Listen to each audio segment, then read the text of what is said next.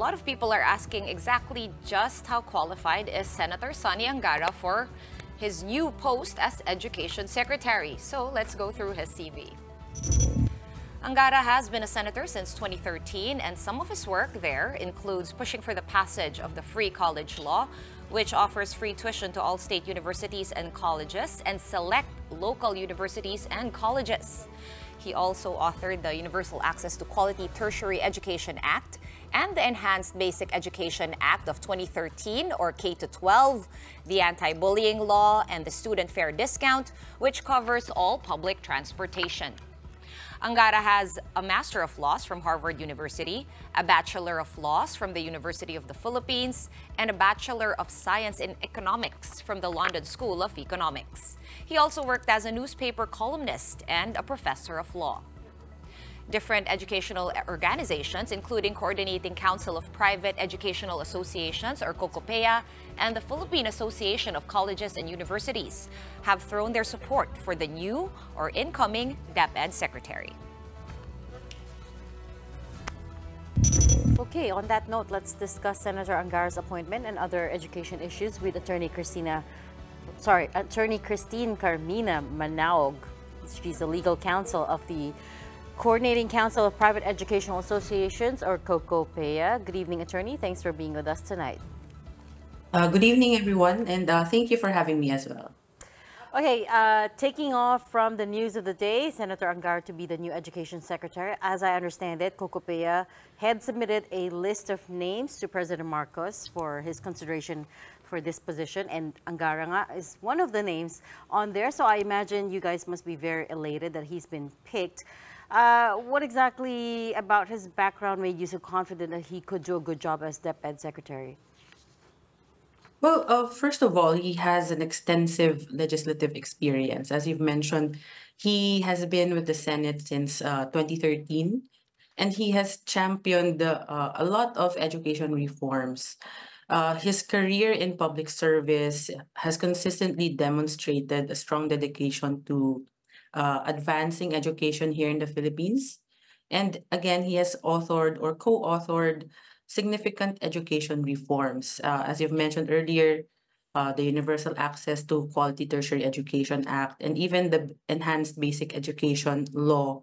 He was one of the proponents of those measures. And his CV, no, his law portfolio is quite diverse.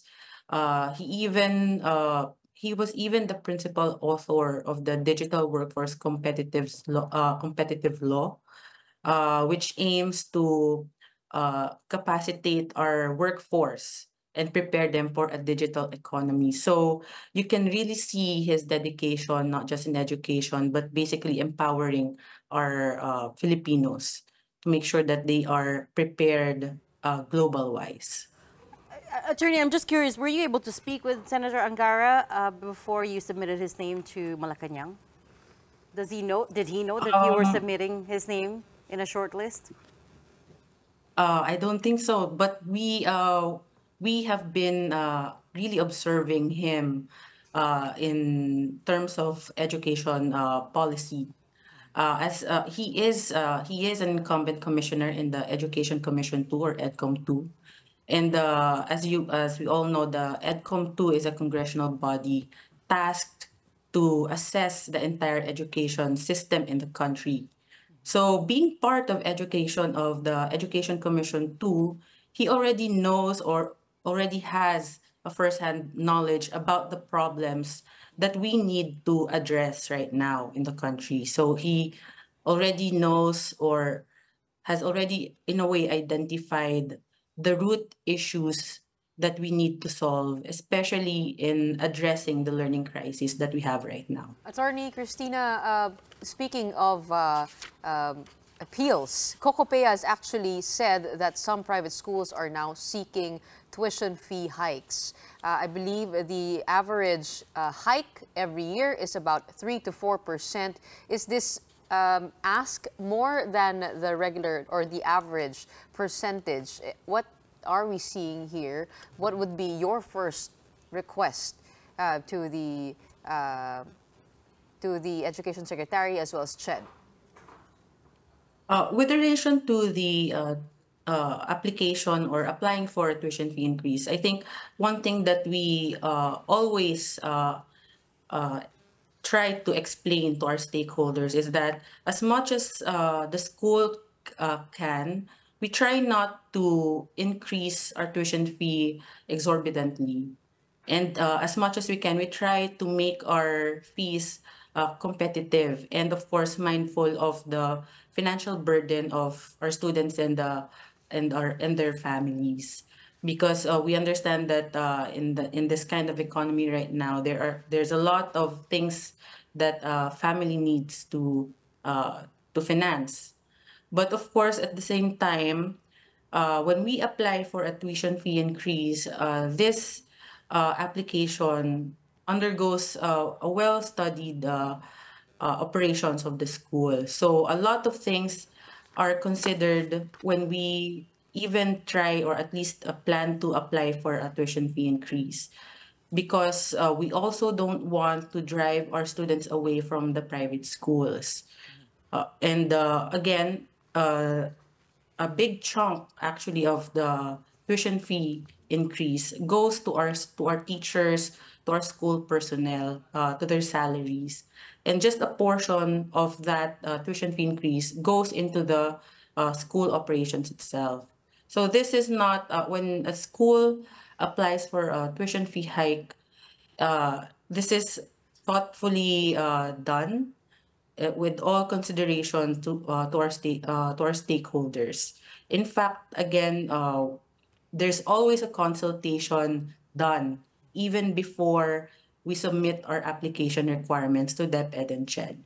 All right, Attorney, thanks so much, but go ahead. Do you have something to... No, just a quick follow-up to that. Just give us a better sense of how many of your members are asking for a tuition fee increase. There are some private schools are in our membership that has applied, but as of the moment, we don't have the final number, since the DepEd and CHED has not yet released a final consolidated data on that. Hopefully, we will be able to receive the final data. But please expect that there are some schools who will be implementing a tuition fee increase for the incoming school year. All right, Attorney, allow me to bring it back to the incoming DepEd Secretary, who is Senator Sonny Angara for now. Some teachers groups wished, that they would, or that the administration would put in an educator, someone from the academe, to head the education portfolio. Some are saying they would rather not see a politician there. What are your thoughts on that? I imagine there would be pros and cons to both. Yeah, there are some pros and cons. Yes, I agree on that. But I think Senator Angara has the political will to make the changes that we need right now, the immediate reforms that our education sector or education system needs. And as we've already discussed earlier, he has the personal knowledge, firsthand knowledge of what the root causes or root issues that we need to address in order to solve the learning crisis that we have right now. So yes, perhaps it will be just an addition if the new secretary would have been a person from the academe. But I think Senator Angara also has some background as an academician himself. He was a law professor back in the days, and he is a distinguished lawyer himself. So he is very learned in the policy and implementation of the law. Okay, well, Attorney, you mentioned that he would know, of course, where to begin. We all know, we've seen the assessment results of Filipino students. They're not looking too good. For COCOPEA, where do we even begin to solve this problem? Do we start at basic education? Do we start in higher education? Do we start with, consolidating and realigning our curriculum into K-10? What are your recommendations over at COCOPEA? Well, we agree on all the things that you mentioned, but I think one of the things that we also need to address, and this has been reflected in EDCOM 2 reports, we also need to address the health or nutritional needs of our children. No, based on a report, the first 1,000 days of a child is very crucial in their development. So if we do not address those early days of a child, the foundation of a child, then we will have a difficulty in addressing the subsequent developmental stages of the student. So that's one thing, one of the main issues that we need to address, the nutrition. And of course, early childhood development, the programs, the basic education programs, we also need to improve that as well. Okay, can you tell us a bit more about the nutrition programs? We do know when we talk to government agencies that have to do with the stunting, the first 1,000 days, usually it's a DSWD. But now you're saying that the DepEd also has to kind of consider as part and parcel of the whole educational development of a child, of course, their nutrition and their health. Would you know, attorney, if that's usually like a collaboration between the two agencies, DSWD and DepEd, or how does that work for students who are going to school? Yeah. That is usually a collaboration between the two agencies. And but even without that collaboration, DepEd already has a program for that. And on our part, on the private sector part, we also partner up with DepEd to have some kind of outreach or programs, feeding programs, in order to address this concern as well. Attorney, you talk about a learning crisis. I just want to get a better sense of where we are at post-pandemic recovery. Kamusta nakapaghabol na po ba tayo dun sa learning gap na nangyari because of the pandemic? And also, can you give us a better idea of what's the difference in the challenges with the private and the public sector when it comes to education? Pareho ba o may ibang mga problemang hinaharap pagdating sa private? Okay, with regards to the private, no, I think one of the key concerns is, of course, sustainability and support. As we all know, our private schools rely on the tuition fee of our students. But in order, I think, no, in order for a private school to really maximize or improve their services, they also need sustainable government support. And while there are existing programs or subsidies to help the private education sector and their students, we think there is more that we can do to help the students, especially the students and teachers that are in the private education sector.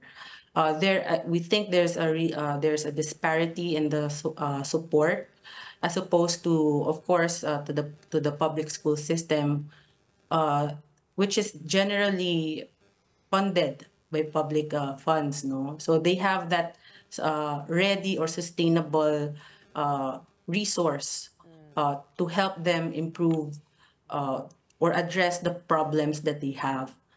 So that's one thing, that's one concern or issue that we need to address with regards to the private education sector. And I think with regards to the learning gap, I think that it is only because of the pandemic that we were able to really realize that there was a steady or growing learning gap. This has been, I think, a culmination of years of improper implementation of certain laws or programs, and it is only now that we are seeing or feeling the impact of those gaps. So it is about time that we need to address those problems, and I think the new education chief will be able to step up on this. To add to that, Attorney, how are private school enrollments? I think I saw an article from a few months ago citing COCOPEA saying that bumababa daw yung mga enrollments. Do we know what happens to the people or the students rather who do not enroll anymore in private? Do they go to public schools instead because perhaps of financial concerns? Yes, no. Actually, no. Even before the pandemic, we have been seeing a downward trend on the student enrollment pre-pandemic, and then because of the pandemic, a lot of our students migrated to the public school system, to our public schools, and that at that time we saw how our public school system was overwhelmed. And because of the student migration during the pandemic, we also saw how vulnerable our private schools are. Because without the students, a lot of private schools closed down. I think this is widely reported in the news that a lot of schools closed down during the pandemic. And just about around now, we have seen some improvement in student enrollment in our private schools, but it is not even at par yet pre-pandemic. So we are still hopeful that our students, our parents will be encouraged to go back or to re-enroll in our private schools. Uh, and we are trying, of course, to seek ways on how we can assist our students in the private school, in our private schools. You said that you think that Senator Angara, because of his long years in legislation, you're hopeful that he could push through some of the changes that need to happen in order to fix the learning crisis. What are some of these changes specifically? And do I take it to mean you don't think that there was enough improvement or enough momentum under now former or soon to be former Secretary Duterte? With regards to to our former education chief, no, she has, or under her administration with DepEd, we have seen some initiatives under her term. She has introduced the Matatag curriculum, which decongested the basic education curriculum, and we hope that we will feel the effects of the Matatag curriculum. And actually, she has been engaging the private education sector more as well. There has been several consultations with her between the Department of Education and the private education sector and associations. And just last month, the complementarity framework was also issued by the Department of Education. So we are hopeful that because of that framework, a stronger public and private education partnership will result from that issuance. Is there, I feel like there's a but in your answer. So she pushed through public-private consultation. She established the Matatag curriculum, and you know, the complementarity framework. But my question was, what changes were you alluding to when you said that you're hopeful Senator Angara would be able to push through some of the changes that's needed? Right now, we would like to have a more streamlined process. And with regards to the private education sector, we feel that it is heavily or over-regulated. And of course, we subscribe to the minimum standards of the Department of Education, and we always try to meet those standards. But there are certain processes that we feel that may stifle the innovation or improvement of the private schools. So that's one thing that we would like perhaps improved under the administration of our new education chief. Yeah, Can you give us an example, attorney, just so that we could understand exactly what you mean when you say streamline the process? Can you cite, for example, one process that's really, nakakasakit ng ulo? Well, one of the concerns of our private schools, especially our small or mid-size schools, is that we have difficulty uh, getting a DepEd recognition. So a DepEd recognition is granted to a school that has been proven to have quality education and services.